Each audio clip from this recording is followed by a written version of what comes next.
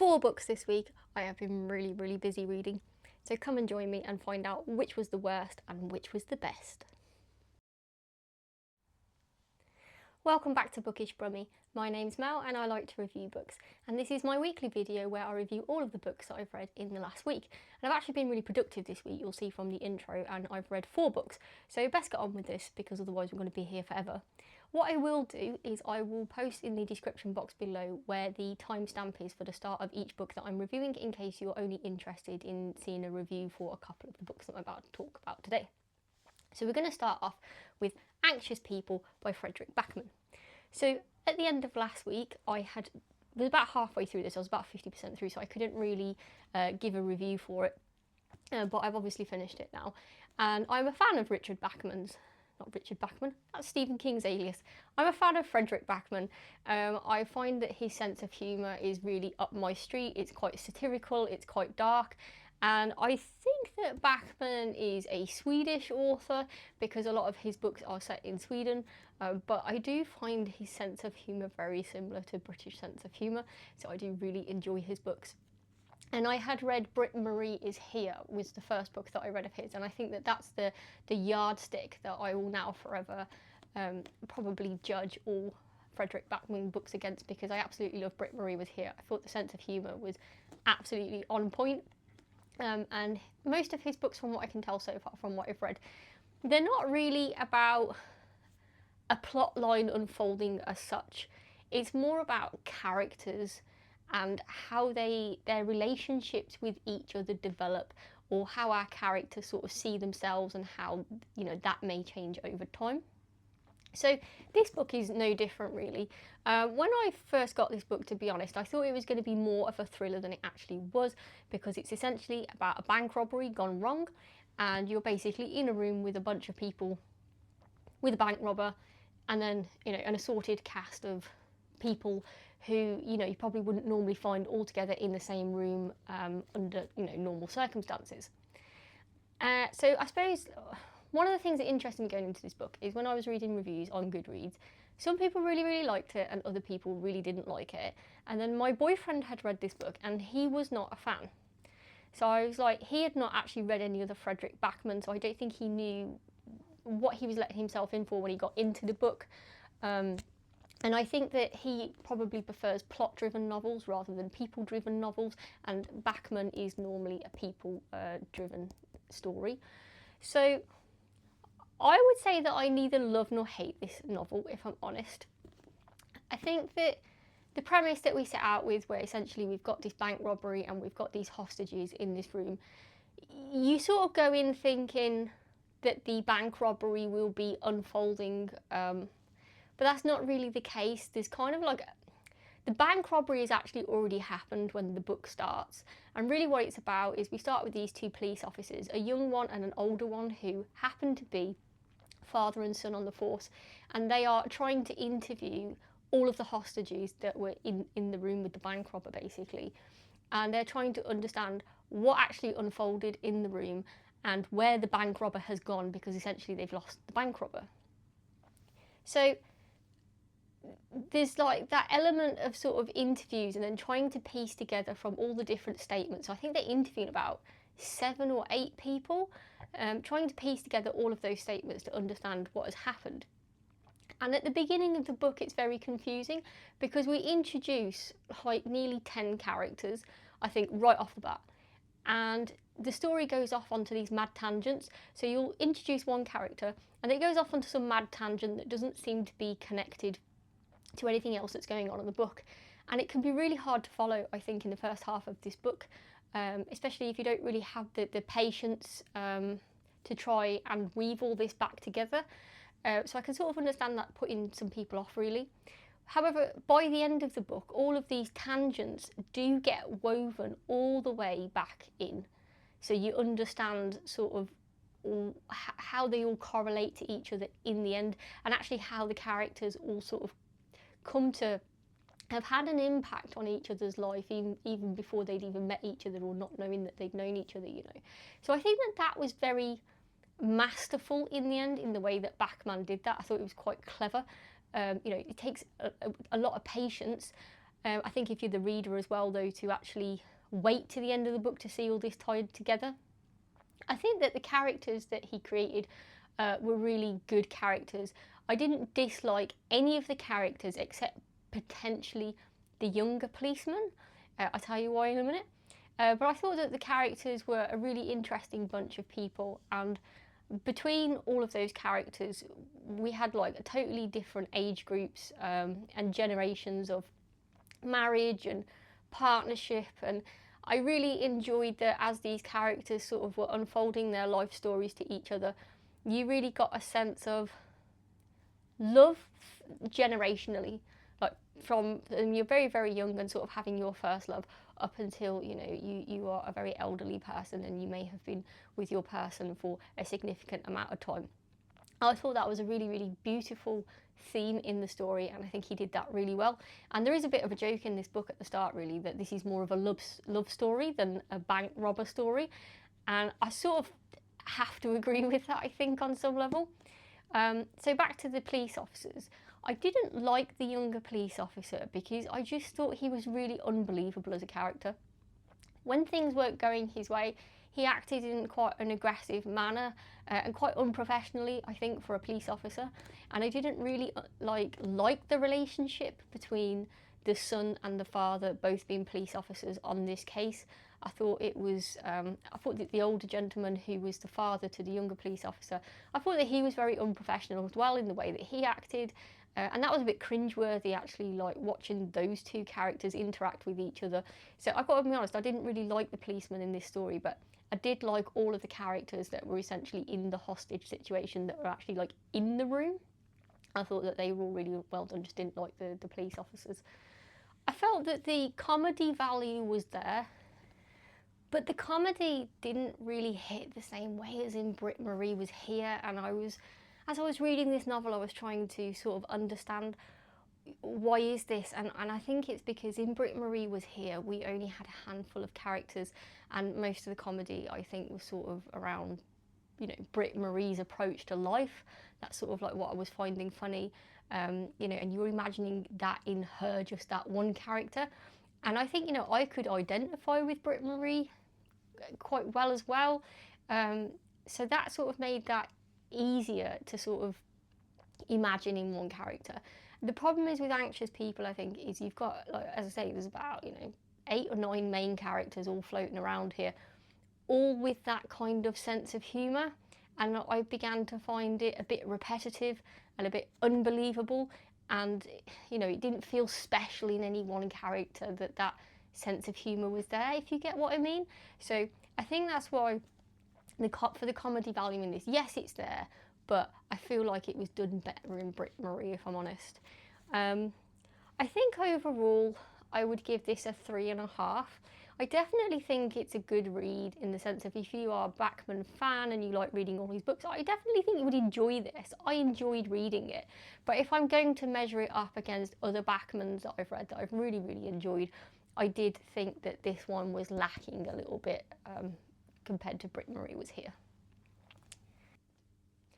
So the next book I moved on to after Anxious People was a book called Dissolution by Nicholas Binge.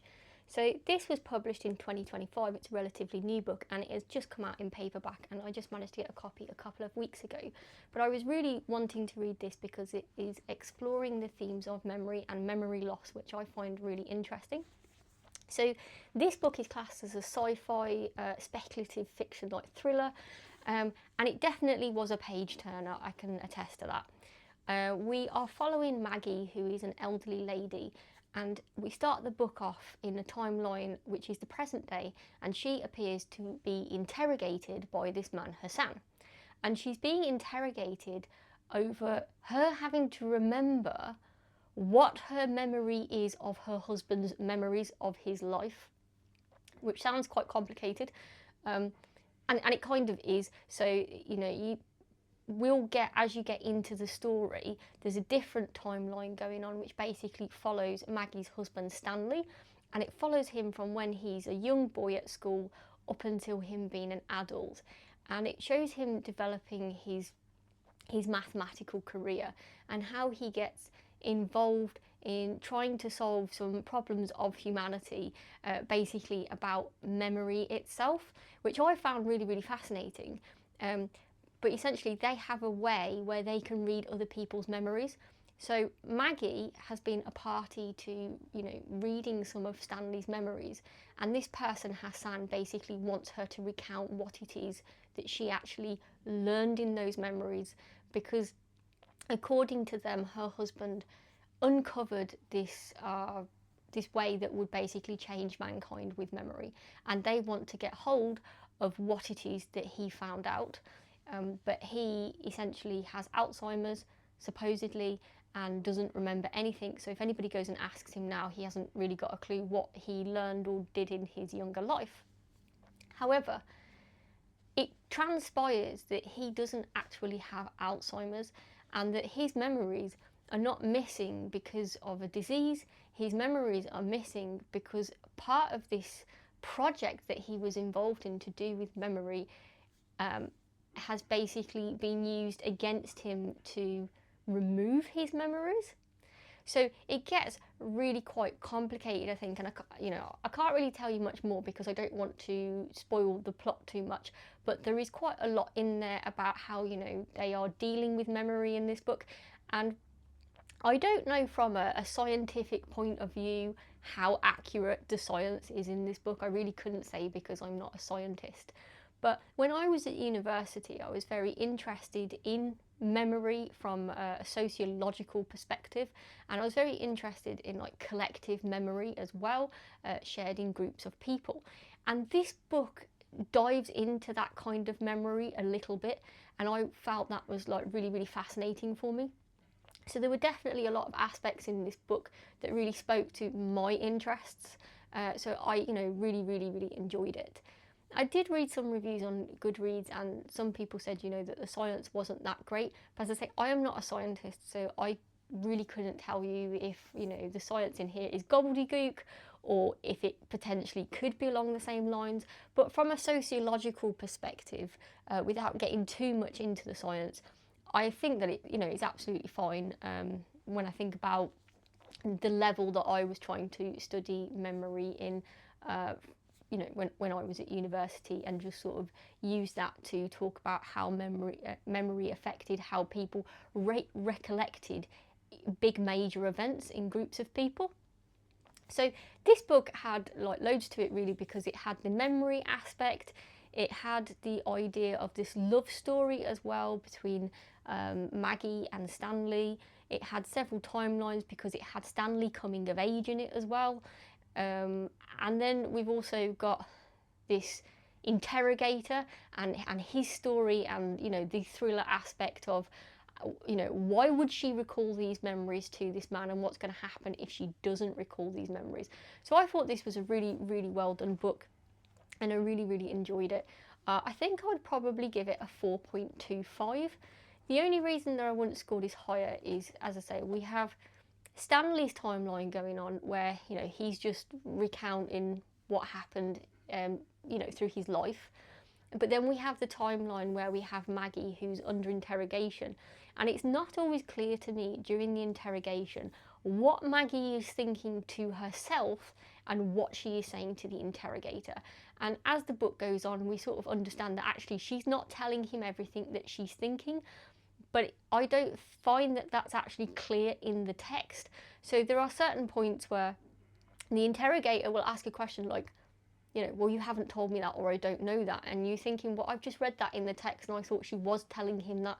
So yeah, that bit wasn't always entirely clear to me. So I think that's what sort of stops this getting a full 5 for me, was just that little bit of confusion. But if you enjoy stories about memory, like for example, I'd read The Memory Police by Yoko Agawa in December. So I think if if you've read that one and you like that one, I actually think that you'll really enjoy this one too. So the next book that I read was actually one that I read because my book club voted it in for this month's read. So it was Mr. Penumbra's 24-Hour Bookstore by Robin Sloan. This was published in 2012, and I had never heard of this book until it was suggested at book club that we should read it. The premise of the story, basically, we're set in San Francisco and we're following Clay, who is in his early 20s from what I can tell, and he has recently graduated from university, and he took up his first job as a designer for a bagel company. Anyway, this company went bust, and that sort of left him in a position, you know, where he's sort of trying to survive by himself, but he doesn't really know what he wants to do in life, and he doesn't really know what his opportunities are, or, you know, how to make it in the world. So, you know, in order to survive, he just applies for this job that he sees advertised at Penumbra's 24-hour bookstore. Mr. Penumbra gives him the job, so he starts to work the late shift at this bookstore. Although it's called a bookstore, it's only really partially a bookstore though. So half of the store is a library and the other half is like a bookstore. But they very, very, very rarely sell books. The majority of the customers appear to be like odd kind of people who come in with books wrapped in brown paper, and they swap those books for another book. So they'll say which book they want, and then that gets swapped through, like, to the customer. And no money ever exchanges hands in these exchanges. So for a while, Clay doesn't really understand like who these customers are. He just gives them the books that they ask for. And Mr. Penumbra told him never to open the books anyway and look in them, so he doesn't for a bit. But then as the story moves on, we begin to meet some of Clay's other friends who are involved in, you know, their own work. So one of them is quite successful and owns his own I'd say like computer company, I guess. So he does development on different software to do with anatomy. And Clay also has a girlfriend who works at Google. And then there's also another friend of his that he seems to be doing quite well for himself, and he works in designing theatre sets and stuff. So anyway, they sort of all come and visit him at Mr. Penumbra's bookstore, and then from there it all starts to go a bit mad because they kind of start looking through the books, and they essentially realise that these books have a code in them that needs cracking. So this is where it starts going a bit bizarre for me. So they decide that in order to crack this code, they need to put it through various decryption software. But the decryption software that they have doesn't work, so they decide to steal one of these books, and then they scan it in some crazy scan way, like using this black market scanner thing that somebody else has sort of created online that they're giving people for free. So for that, it kind of irritates me slightly because you've got like data theft, data protection, and intellectual property being stolen.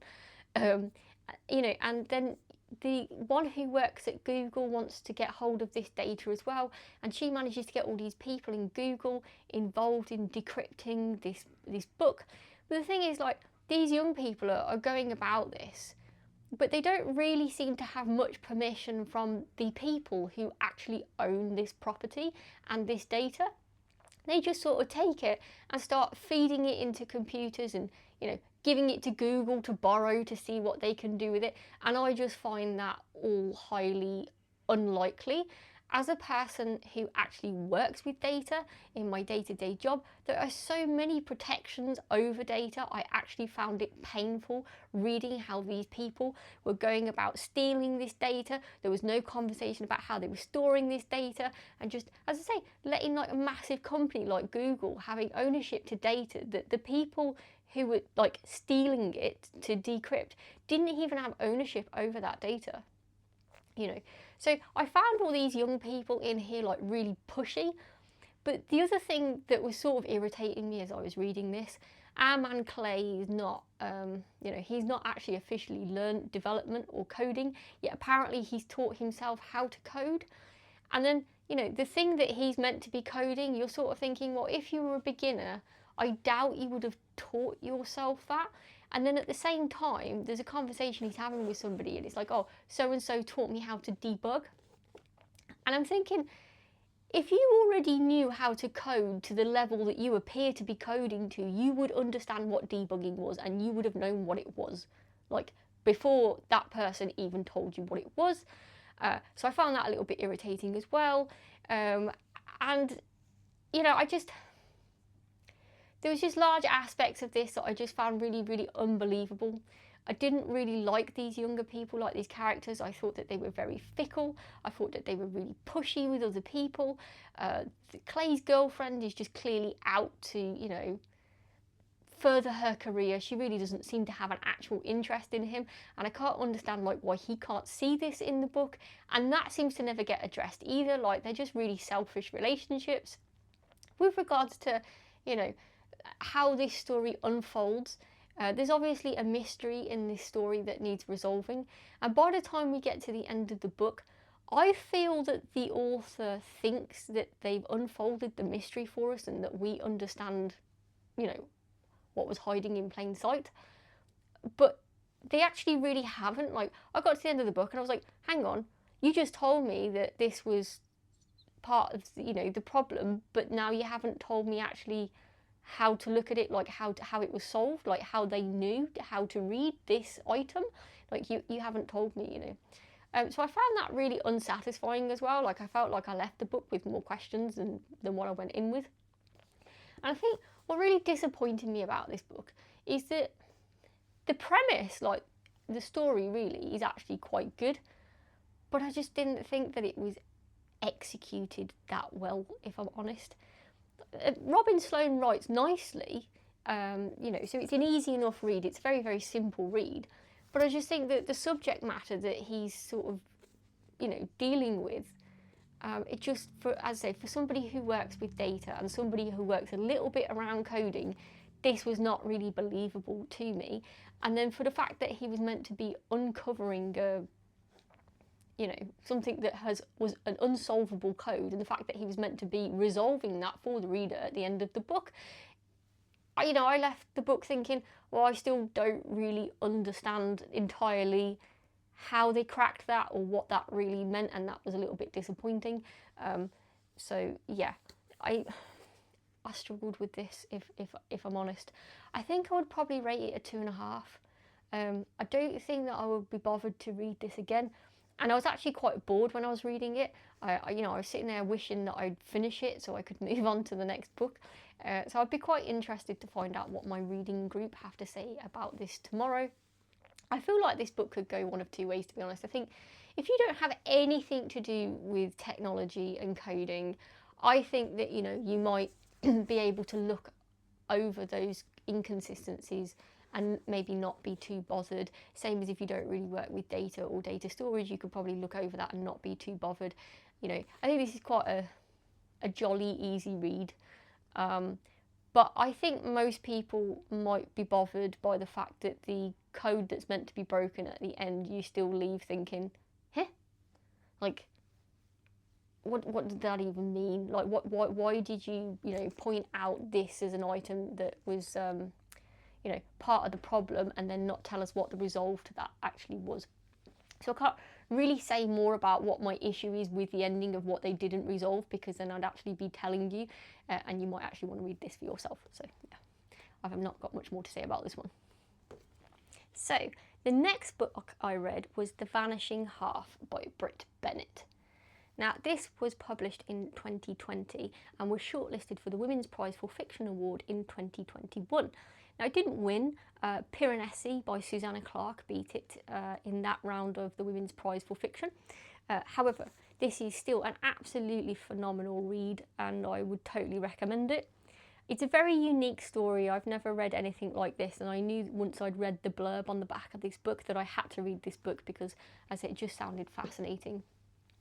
So we are following two main characters, Desiree and Stella Vignesh, and they are twins that are born, I'm guessing that they were born in around about 1950 or possibly late 1940s, because this book sort of starts off in late 1960s, I think, as we're going into 1970s, and our girls are like 16 years old when we're sort of starting, and then they sort of turn into 18-year-olds and have to go off and fend for themselves. Now, they are culturally black, so their mother is black, but she's very, very pale-skinned, and I believe their father was also black but very pale-skinned.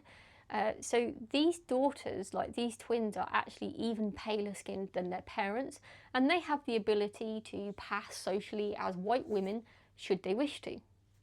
So the town that they live in was a social construct by the founder, who was also a very pale-skinned black man, and he created this town essentially for very pale-skinned black people.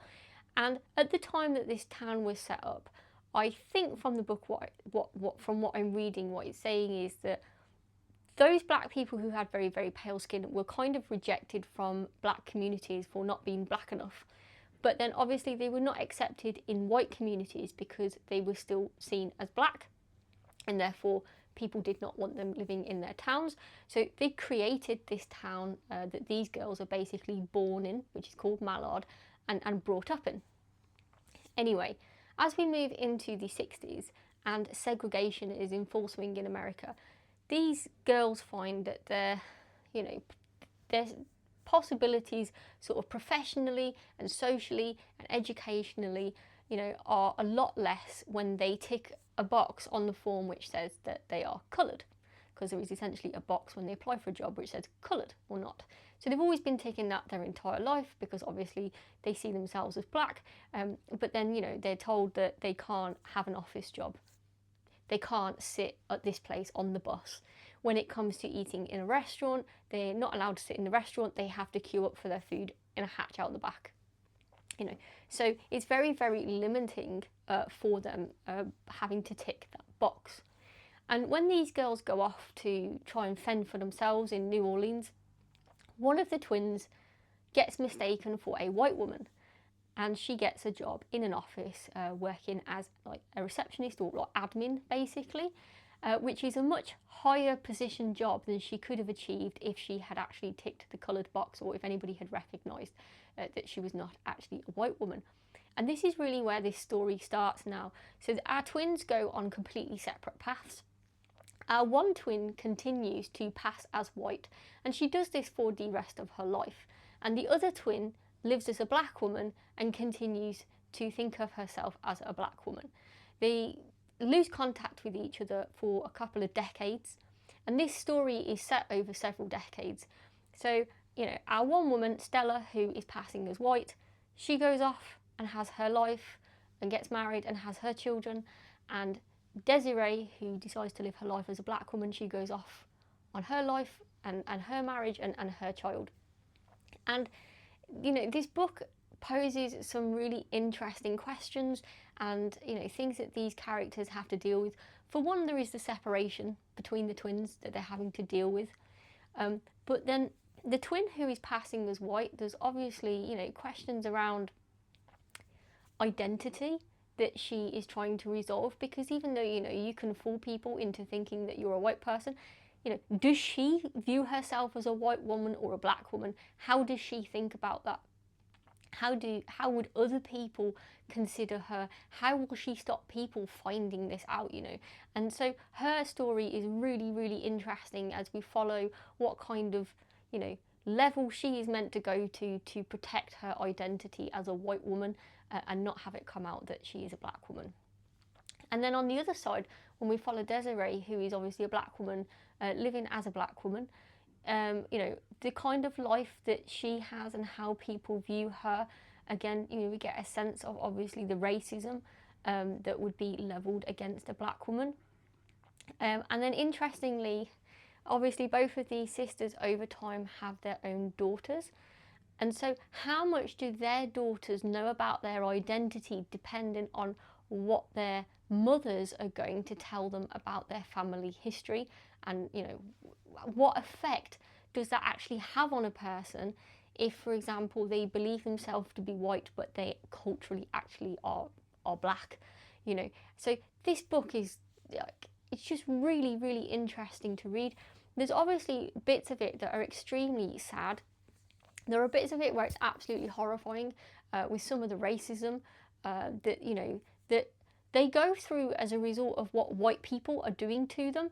But also, what is interesting is the racism within the actual black community within which, essentially that they were born into.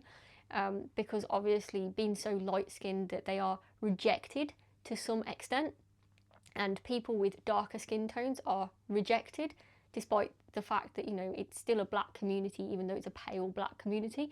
So these are things that obviously, being a white woman, I've not really got any experience or knowledge of myself.